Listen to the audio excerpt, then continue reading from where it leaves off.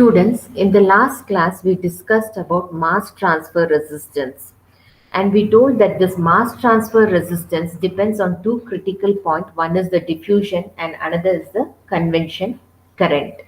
So most of you must have felt that diffusion you have already learned, so it is little easy.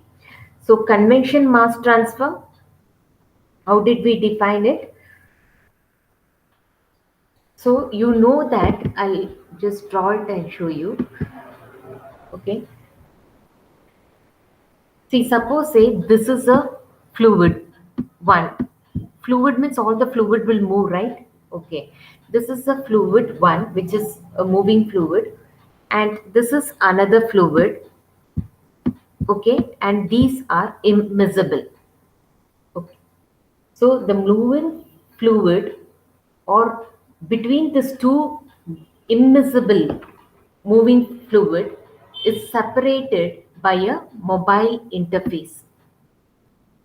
Okay, there is an interface between this.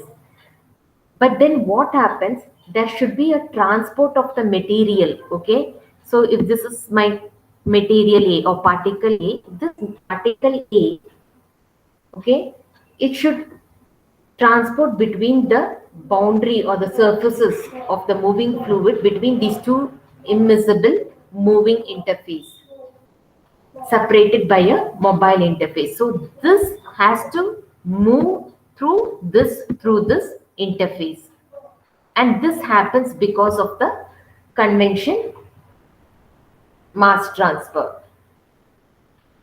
So always remember the rate of mass transfer is directly proportional to the area and the concentration gradient. And this is what we spoke about in the Fick's law of diffusion. Always your mass transfer is directly proportional to the area and the concentration gradient. See, whenever we use this convention mass transfer, it can happen between anything. Okay, it can be a liquid phase, or it can be liquid solid, it can be liquid gas. What is common here? This liquid is the common factor. So today we shall deal about the oxygen mass transfer. Whenever we are using aerobic organisms in the reactor, what it requires, the aerobic organisms, it requires oxygen. So how I'm producing the oxygen, how I'm giving the oxygen to it? By using the sparger. Okay, but my oxygen is poorly soluble in the medium. But if it is if it is poorly soluble in the medium, how will the aerobic microorganism will get sufficient oxygen? That is the point you have to ponder about. So what happens is your oxygen, though you're supplying, it can be soluble only to up to 7 to 8 ppm. So this 8 ppm is known as the saturation point of your oxygen. It is called as the saturation concentration of the oxygen. So in order to compensate for this reduced differences or the small differences in the reactor design is manipulated so that it affects the mass transfer coefficient, because it should not be so poorly soluble, otherwise my organism will be deprived of the oxygen, so we do some manipulation. Now the factors which can affect the oxygen demand, okay, it depends on what? It depends on the oxygen uptake rate of the cell species. What are the cell species you are using and what much of oxygen it can intake? Then the growth culture, whether the culture is in the active growth phase or is it in the resting phase, that also you have to keep it in the mind. And also the oxygen demand. Okay, see, for example, the oxygen demand changes according to the substrate. If you're using carbon source, example glucose, it is a very simple sugar, so it can take up the oxygen. So the oxygen uptake rate is higher when the using a simple sugars. Same thing when you're using a complex sugar, what happens? The oxygen demand is also higher and the uptake of oxygen is also slow. Hope you got my point. So whenever I'm using a simple sugar like glucose, it can uptake the oxygen at a higher rate, right? Whereas I'm using a complex sugar, what happens? The uptake of oxygen is low and the demand for the oxygen is also, that is the demand of the oxygen is high.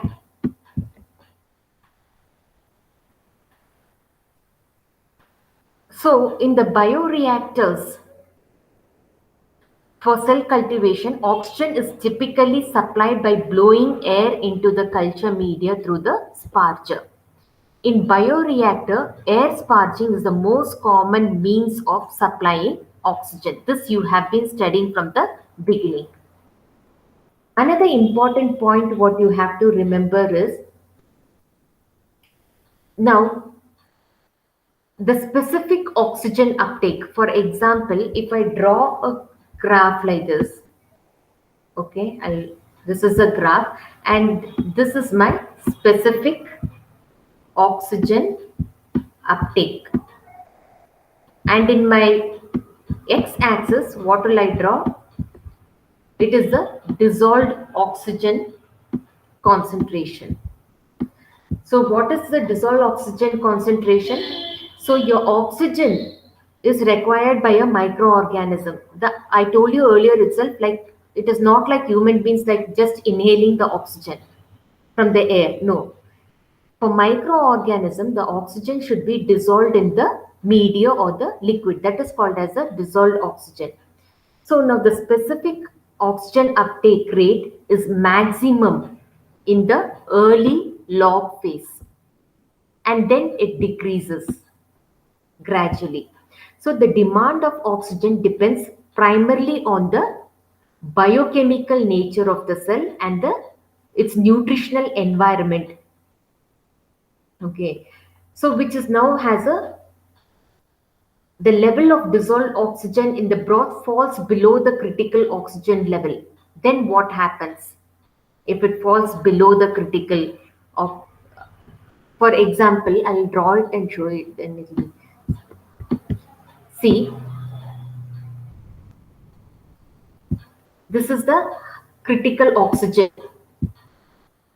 Okay, so what happens as it goes to the log phase? The inherent demand for oxygen primarily depends on the biochemical nature. What would we tell that the oxygen uptake rate is high during the log phase, early log phase, and then it starts to decrease. So the demand of the oxygen depends primarily on the biochemical nature of the cell and its nutritional environment, right? Now, as the level of your dissolved oxygen in the broth falls below this critical oxygen level, so this inherent demand of oxygen, which we call a specific rate of oxygen uptake, is dependent on the oxygen concentration of the broth. That is, whatever we are telling specific oxygen, it depends on the broth. How much of oxygen is dissolved in my broth? So, what happens is, as the level of your dissolved oxygen in the broth falls below this critical oxygen point, first it will be constant and then it will start dropping. Then what happens? your dissolved oxygen concentration is coming below. If your dissolved oxygen concentration comes down, what will happen to your organism? There will not be sufficient oxygen for them. Okay, so the rate of reaction will immediately come down. So what should we do is we should always look into this point, that you always have a oxygen above the critical oxygen level. Okay, to eliminate the dissolved oxygen limitation and allow cell metabolism to function at its optimum, the dissolved oxygen concentration at every point in the fermenter should be above this critical point of oxygen. This is the critical, right? In the log phase, I'm having the good amount of specific oxygen, and later on only it decreases. Then afterwards what happens is it will come to a constant level. Then the dissolved oxygen starts coming down. Once it starts coming down, my aerobic organisms will not be getting sufficient oxygen. So I should see to that in my fermenter always your dissolved oxygen concentration should be above this. In this level it should be. So the choice of the substrate for fermentation can also significantly affect the demand. As you have seen, as glucose is generally consumed more rapidly than any other sugar carbon containing substrate, the rate for oxygen demand is higher when glucose is used. Now coming to the oxygen transfer, what do we understand by the meaning oxygen transfer? So majority of fermentation processes are aerobic. So majority of your fermentation processes are aerobic and therefore require the provision of oxygen. We need to keep track of oxygen uptake rate and oxygen transfer rate. So these are the two important points. Okay, we have to keep in the mind what is the oxygen uptake rate and oxygen transfer rate for the optimum fermentation process. So this is the formula for that. Okay, oxygen transfer formula is this. We are not going to go into the derivation part of this.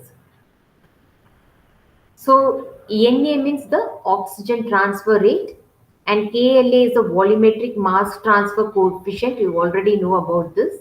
And C star minus E is the concentration gradient. So K, this mass transfer coefficient is used to characterize the oxygen mass transfer capability. If it is small, then the ability of the reactor to deliver the oxygen is small. Now, in a fermenter, as I said you, first I will just recall what we have told. Suppose say this is my fermenter, okay, and this is my nutrient media, and this is my organism. My organism is aerobic, so it requires, this is my microorganism, I'll write, and these are all your media. So my microorganisms require oxygen, so I am going to supply the oxygen in the form of gas bubbles, right? Now this oxygen is present inside this gas bubble. From here it has to transfer from the gas bubble into the media, as I showed you in the previous class, the mass transfer, and from the media it has to enter into the microorganism. Okay, that is into the cells of the microorganism. How this oxygen transfer occurs, that is what you all are going to study. So this is the first one you see here. What is this? the transfer from the interior of the bubble to the gas liquid interface. Now what happens? This is my gas, and inside this, what is that? Oxygen is present. In the second step, what happens? The movement across the gas liquid interface. Okay, so this is my gaseous phase and this is my liquid phase. So from here, there is a transfer from the interior bubble to the gas liquid interface. This is my gas liquid interface. So the movement of the gas liquid interface occurs. Then in the third, diffusion through relatively stagnant film surrounding the bubble. Remember the picture what we studied in the last class, that video, you have to have that picture and you have to draw that diagram also.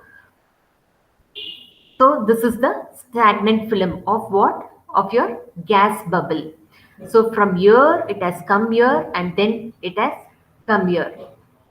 Then fourth is what? Transport through the bulk liquid. This is all liquid. What is your liquid here? It is your medium. Then it comes through here, that is your oxygen has come here. Now in the fourth point we have already told. Fifth is the diffusion through the relatively stagnant film surrounding the cell. This is the stagnant film surrounding your cell. What is the cell? This is my microorganism. Okay, so it has come here. In the sixth, what happens? Movement across the liquid cell interface.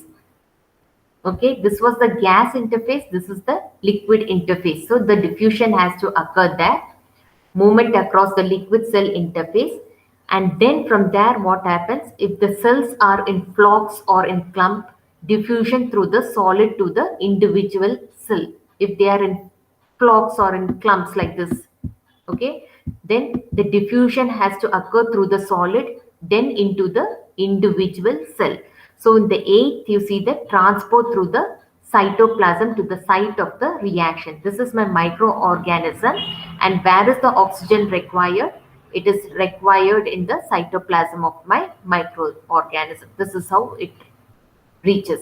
This is a very important question, as the mass transfer what we explained there. Similarly, in oxygen transfer, you have to remember all this 8 step and the diagram. So here, which is the important step here? I have written here. At the step 3 is the maximum during the oxygen transfer.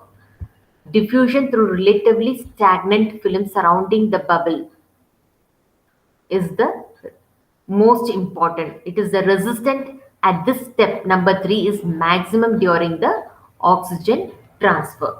So this is how your oxygen transfer occurs. Okay, so your oxygen is in the gas bubble, then it transfers to the bulk phase.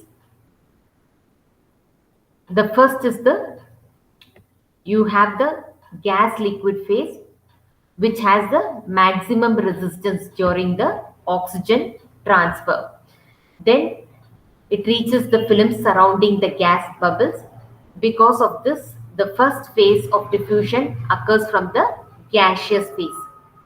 This is the diffusion, no, from the gaseous phase. Okay. Then in the fourth, what happens? That there is a bulk liquid. That is your broth in the fermenter. Here the oxygen transfer is by the convection method. Okay. It is dependent on the diffusion, the concentration gradient, and then even the convection method. And then it goes to exactly straight into the site of action. That is your cytoplasma, which has the mitochondria, which produces the ATP. From where that the ATP is produced? From the glucose. So these are the steps involved in the transfer of your mass transfer of your oxygen. So whenever there is a mixing in a well mixed fermentation, concentration gradient in the bulk liquid, this is your bulk liquid, right, are minimized, and mass transfer resistance in this region is very small. So always remember, please remember, this is all is happening in a fermenter. Okay, as I drew the first picture. So, if there is a well mixing, okay, in a well mixed fermentation, concentration gradient in the bulk liquid are minimized, and the mass transfer resistance in this region is small. So there will not be much mass transfer resistance. Okay, they can easily move when if there is proper mixing. So in single cells, suppose this instead of flock of cells, suppose say there is single cells. The single cells are much smaller, right? The single cells, how will they be? This one I'm drawing here. See the single cells, they'll be much smaller. So the gas, that is, they're smaller than the gas bubbles. Okay, this is your gas bubble. This is the oxygen. This is your single cell, and this is the interface of your uh, cell. Okay, both became of same size, but uh, this is your gas bubble. Actually, this should be small. I've drawn both of same size. Okay, so the single cell are much smaller than your gas bubble. This is your gas bubble. This is smaller. Hence, the liquid film surround each cell is much thinner than the around the bubble, and this its effect on mass transfer can be negligible. That is, the resistance at the liquid, the cell liquid interface is neglected. Once again, I'll repeat.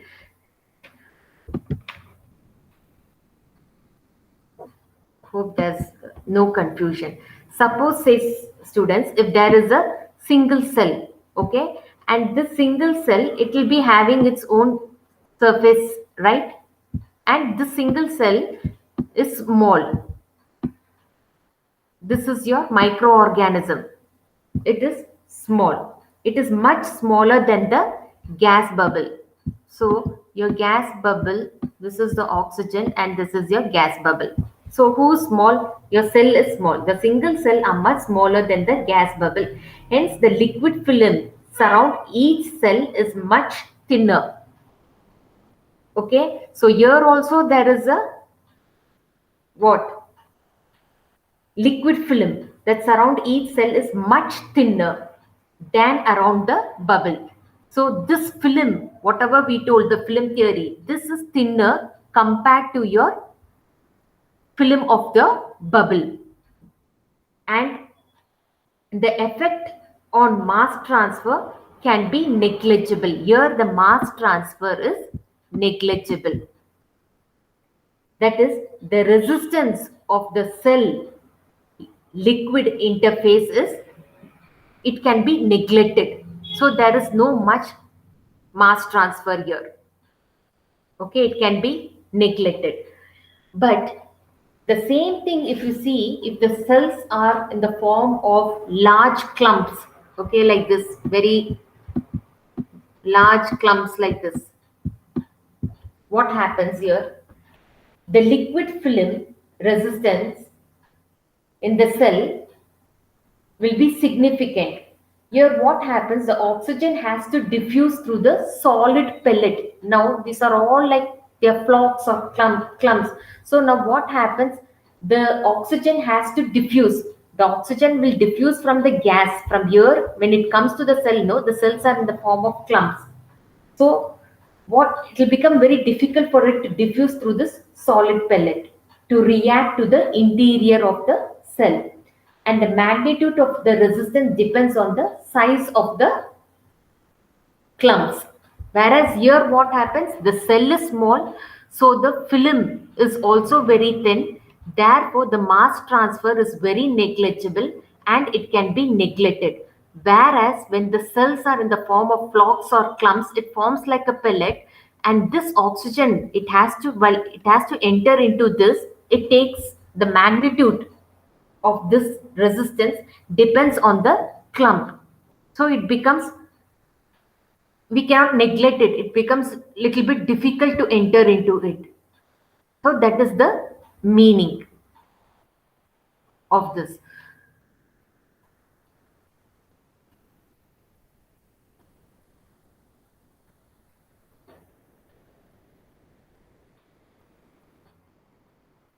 So this is what we told. We spoke about. This is your gas phase. This is the liquid phase, and this is the cell. Same thing. This is your bulk liquid. Okay. So this is your oxygen concentration. OTR means we told that it is the oxygen transfer in the bioreactor, and this is the rate of uptake of oxygen. Okay, so what happens here, you can see here, gas phase, liquid phase, the cell, what exactly I showed you in the previous but more simplified. This is the oxygen transfer in the reactor. So this is your gas bubble, and in gas bubble means inside this the oxygen is present, and this is the gas film. From here what happens, gas liquid interface is present, right? So from here it has to move into the gas liquid interface. So this is very critical point, this step. Okay, and then after it moves, it reaches into the bulk phase, and again then it reaches the liquid cell interface, that is the microorganism, and the film is the liquid. Okay, liquid means it's what the media, what we are talking here. Also the liquid will be the media. So the gas and the media, or the gas or the liquid, here the cell and the liquid. And from here what happens, the gas, that is the oxygen rate uptake. It is here transfer of the oxygen, here it is the uptake of the oxygen. So that is what we have explained here also. And you have to remember the 8th step. If the cell is small, the mass transfer is very negligible. But if your cells are in the form of clumps, okay, then the magnitude of this resistance depends on the size of the clump. So the magnitude of various mass transfer resistance depends upon the composition, the rheological properties of the liquid, mixing intensity, bubble size, the cell clump, size of the clump, etc. Okay, so this mass transfer resistance, it depends on all this factor. So for most of the bioreactor, the following analysis is valid. Step 1 is relatively fast, step 2 is negligibly resistant, and step 3 is the major resistance. This one. Okay, major resistance. So when we are talking about the bubble size, oxygen transfer rate, okay, the efficiency of the oxygen transfer rate depends on the large extent of the bubble size. So this OTR, this depends on the size of the bubble. Okay, if the size is very less, that is the diameter is less than 2 mm, it will have a high surface area. Okay, if it is 2 mm, then it is having high surface area but very low surface tension. Okay, so it has high surface area but low surface tension if your bubble size is 2 mm. So due to the low surface tension, smaller bubbles behave like a rigid body. Content of the oxygen present inside is not able to come out of the OTR decreases. So since they are small, see the surface area is big, I mean it increases. But what about the surface tension? The surface tension is very low. So what happens? The entire bubble will become very rigid. Okay, so the oxygen present inside is not able to come out of the surface of the OTR. So it is not able to come out.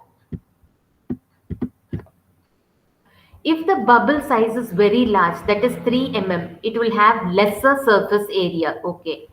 So my surface area is less, and the lesser surface area, so the OTR will also be less. So in this case, if my bubble size is larger than 3 mm, very large, the surface area itself is what? It is less. So the OTR again here, it is not possible for the oxygen transfer rate is not possible in this also because your surface area is small. To have an optimum oxygen transfer, we should have an intermediate size bubble having a diameter between these two, 2 mm and 3 mm, so that you will have an optimum surface area and surface tension.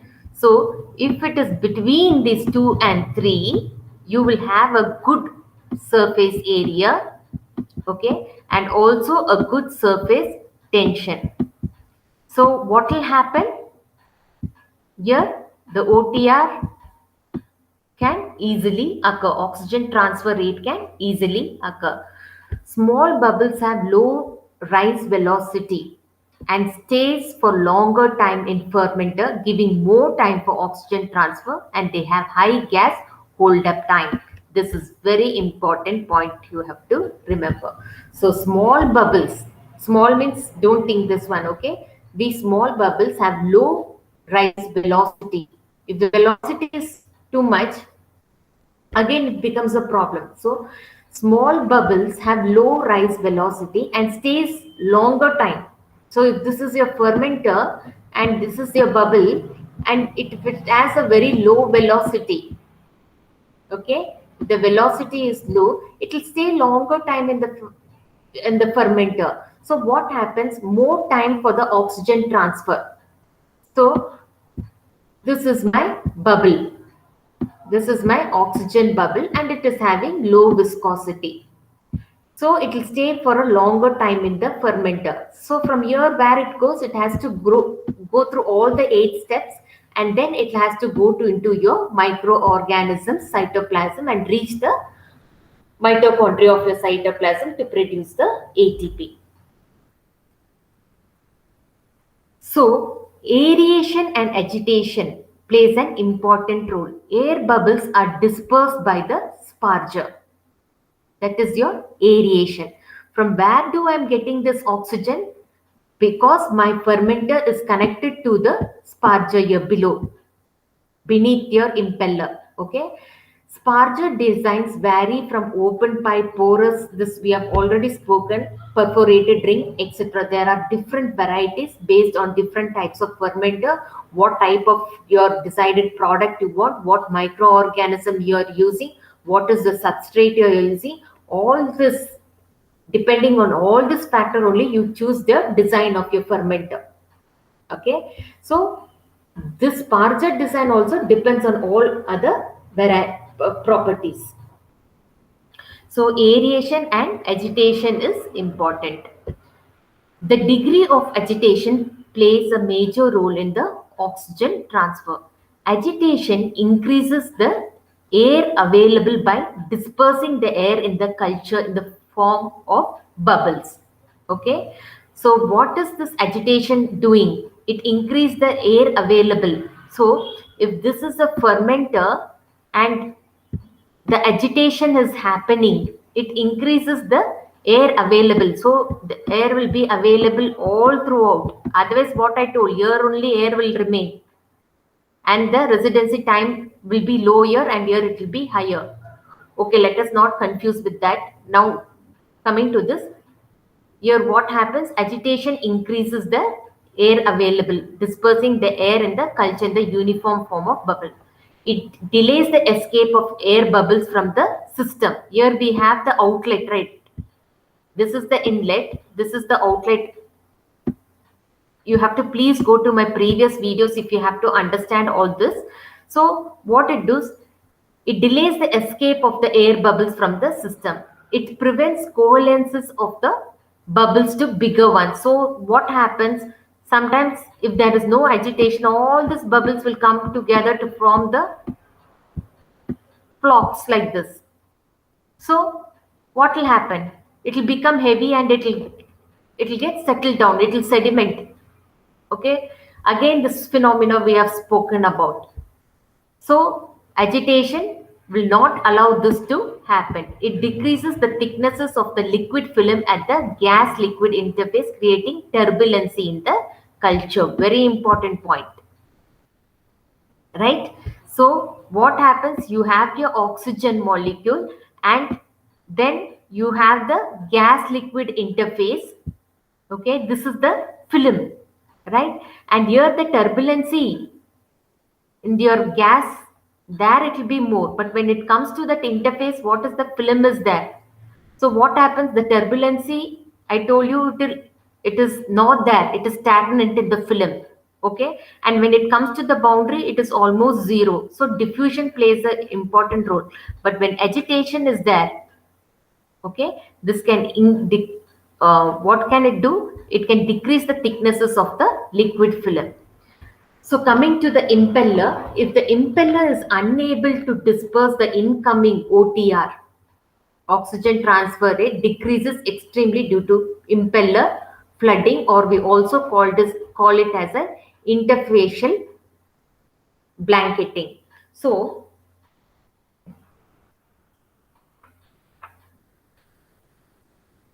what happens here is, and for example, you can see here, look at this picture. Here there is impeller and there is oxygen gas bubbles.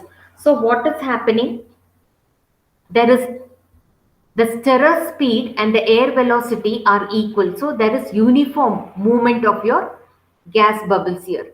Whereas you see in the picture C, what is here? The impeller, the speed of the impeller is not that good. So what happens? There is an interfacial blanketing. That is your air bubbles all will come and settle here. And this is called as interfacial blanketing.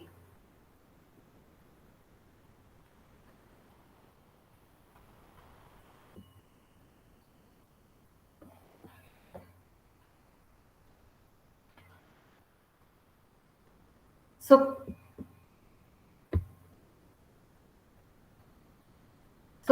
this here, what happens is, see, we have spoken about the agitation. Okay.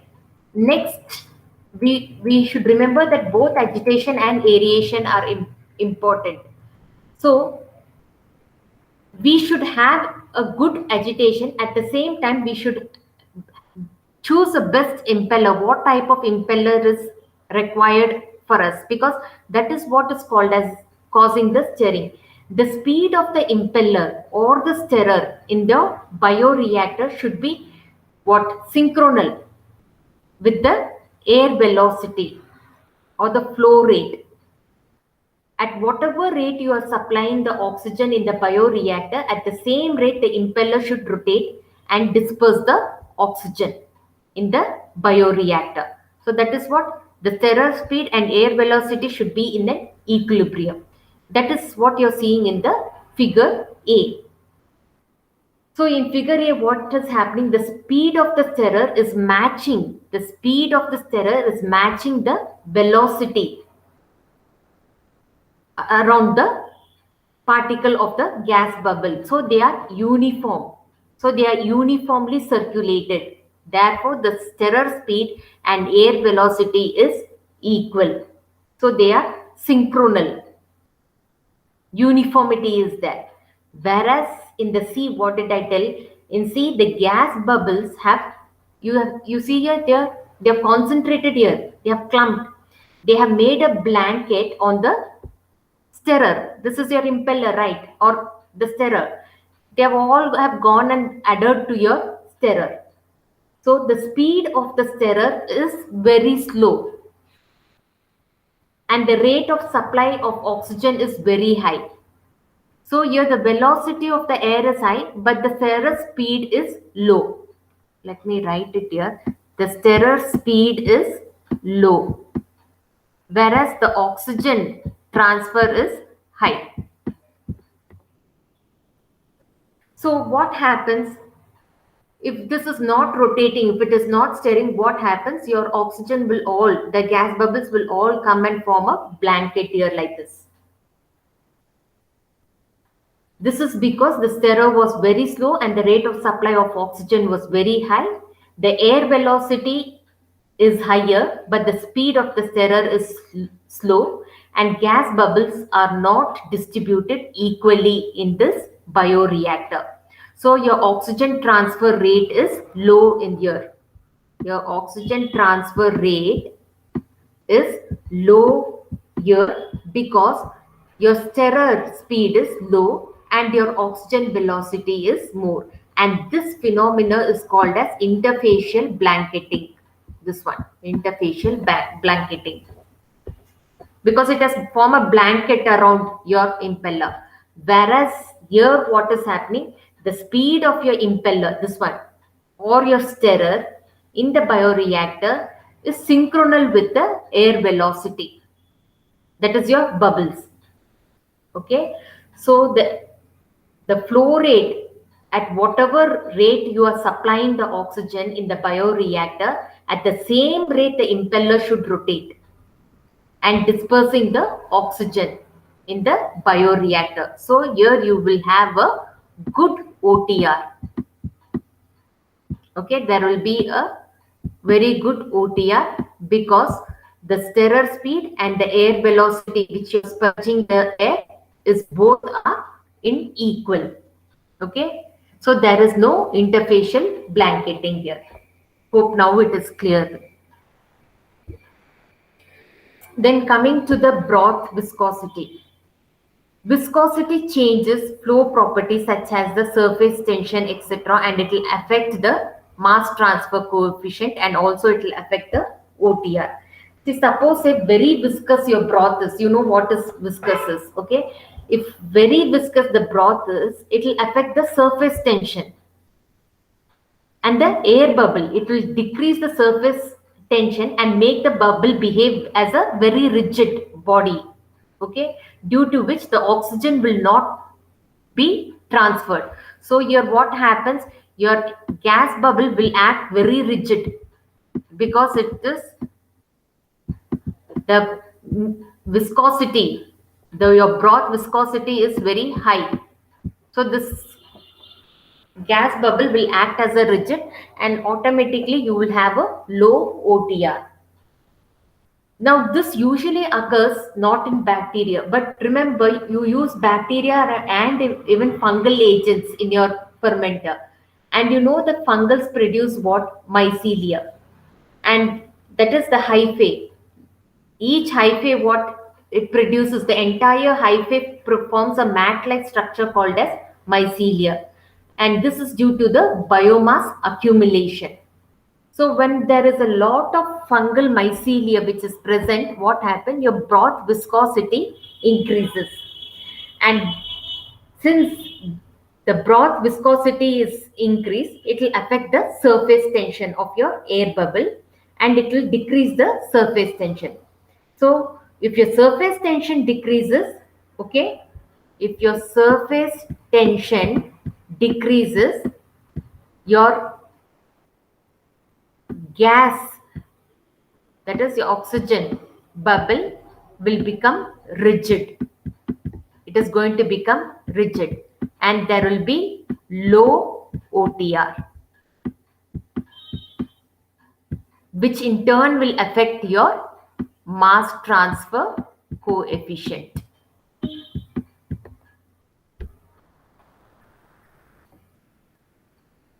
So coming to your antifoam, all media, whatever media you use, you require carbon, nitrogen, oxygens, ions.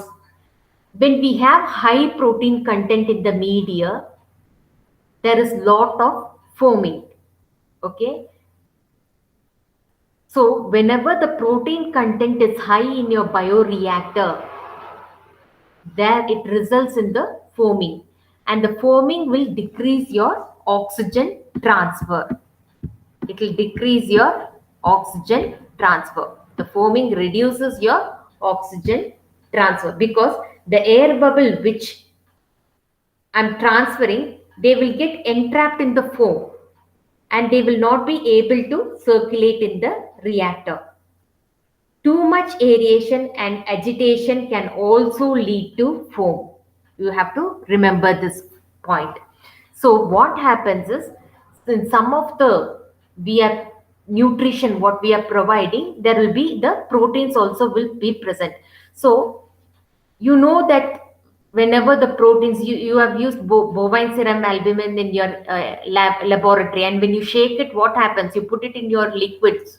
If you shake it broth, what happens? The foam will start forming, right?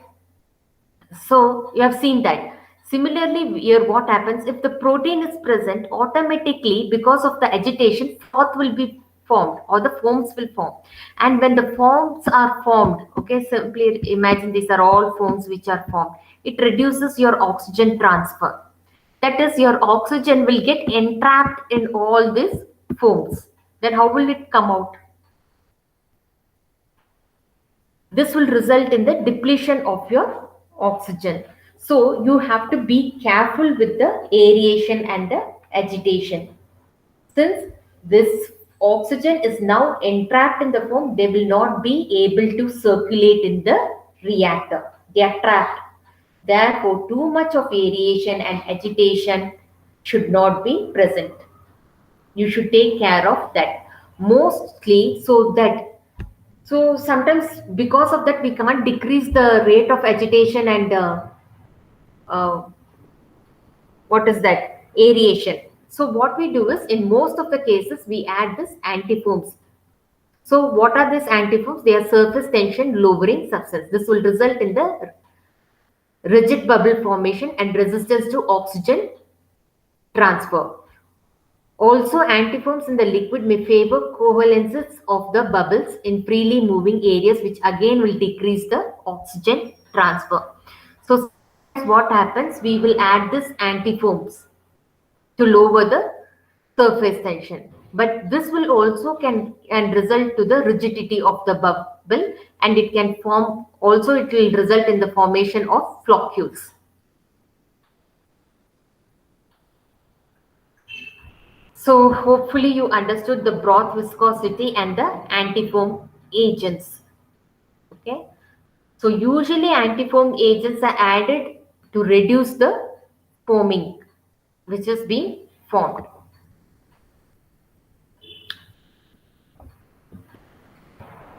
So with this we come to the end of the oxygen transfer. Okay. So